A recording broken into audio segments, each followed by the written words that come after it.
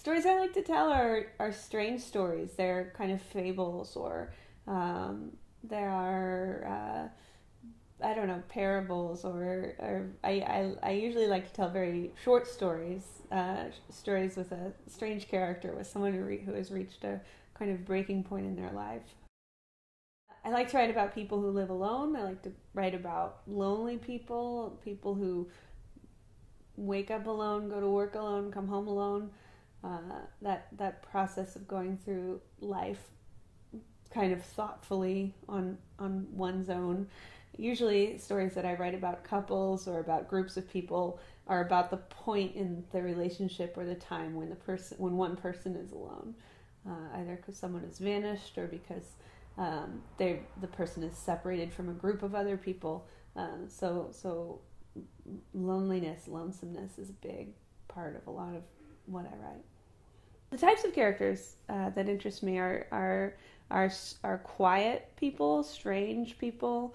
They sometimes live by themselves. They have secrets. They reach kind of a breaking point in their lives often.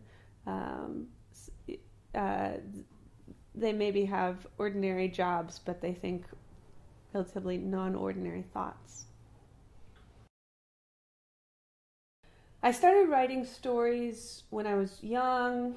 I wrote stories when I just first learned how to read to kind of mimic it. I wrote short stories in high school. I took creative writing classes. I always really thought it would be a hobby. Even after I got an MFA, I was applying to be a technical writer and a marketing writer, and I've always viewed fiction writing as a very separate thing from a vocation, which is kind of the only way it can work for me. Like I have to be making a living doing something reasonable and then writing fiction because I have time or because I have to do it for myself and not for a job.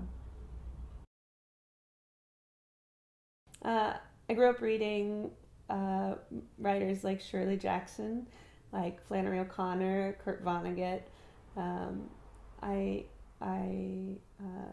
went to school reading Hemingway and Faulkner and James Joyce, and then kind of today I read a lot of envelope pushing innovators like David Foster Wallace and Vanessa Place, people that wouldn't maybe that try not to fit into the traditional scope of the novel.